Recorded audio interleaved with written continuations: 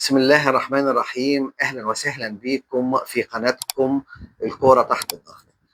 قبل كل فيديو دايما احنا بننوه وبنقول اللي احنا ما بنحللش تكتيك للمباريات، احنا بنحلل أسباب وعوامل نفسية بتأثر على نتيجة المباريات. قبل الحلقة النهاردة اكتبوا لي في الكومنتات ايه رأيكم في أداء النادي الأهلي قدام إنبي وأداء نادي الزمالك قدام المصري. بداية احنا هنبدأ بتحليل مباراة النادي الأهلي وإنبي واللي انتهت بالتعادل 1-1. هنحط عنوان لمباراة إنبي والأهلي، هنقوله موظفين الأهلي يتعادلوا أمام إنبي ويخسروا نقطتان جديدتان.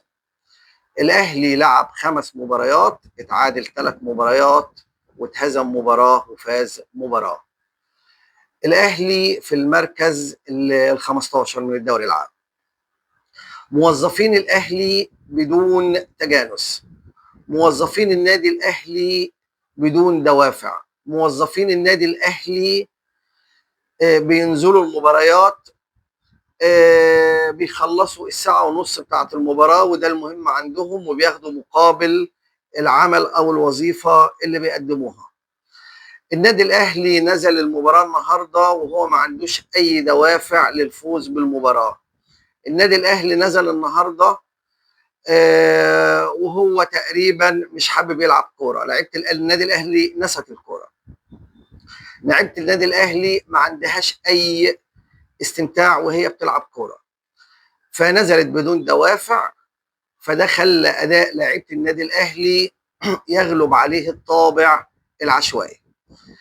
كمان اللي خلى الطابع العشوائي يغلب على أداء النادي الأهلي الأنانية المفرطة لبعض لاعبي النادي الأهلي وظهور الأنا عند بعض اللاعيبة.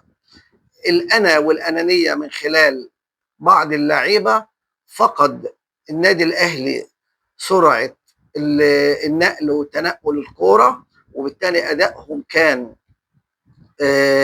ضعيف وأدائهم كان تقيل في نقل الكورة ونقل الهجمات، فخلى رتم المباراة ما فيهوش سرعة، بطيء. فبالتالي كل الكرات اللي كانت بتخش ال 18 وخصوصا في الشوط الثاني كلها كان بيتصدرها مدافعين نادي إنبي. الحسنة الوحيدة من موظفين النادي الأهلي النهارده هو جون الموظف تريزيجيه في الدقيقة 36. في الشوط الثاني الحكم برضه حسب ضربة جزاء على الموظف ديانج، وأنا شايف اللي هي ضربة جزاء غريبة انتهت بإحراز نادي إنبي هدف التعادل.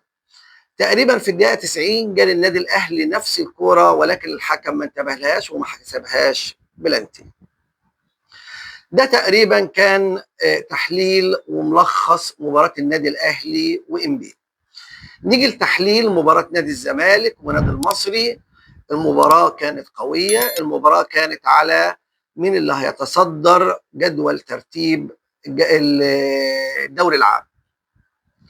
المصري دخل المباراة وهو متقدم الترتيب، ولكن استهتار لعيبة المصري بالمباراة، واللي لعيبة المصري ما أعدتش كويس للمباراة وما كانش عندهم تحضير نفسي ولا دوافع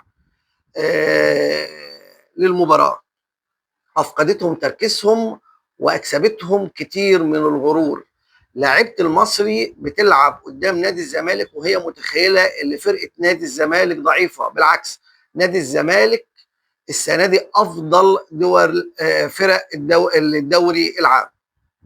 فرقة نادي الزمالك عندها دوافع كتيرة جدا، عندهم طموح، عندهم رغبة اللي هم يحصلوا على الدوري العام. كل لعيبة الزمالك مش هنستثني فيهم حد. عبد الله السعيد في ماتش المصري لاعب 97 دقيقة ومن أفضل الناس في المباراة.